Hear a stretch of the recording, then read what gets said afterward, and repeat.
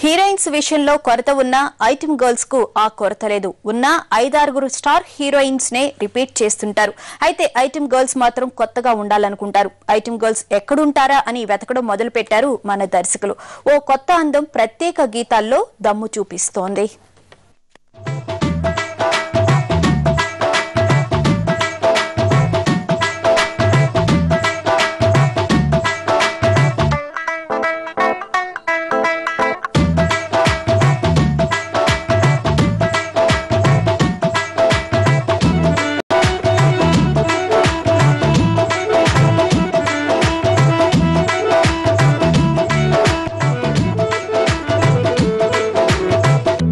రచన మౌర్య చూడగానే కవ్వించే అందం ఉన్నా ఎందుకో గాని క్లిక్ కాలేకపోయింది. 7 ఏళ్ల క్రితమే 2005లో 10 అనే హిందీ సినిమాతో వెండితెరకు పరిచయమైంది.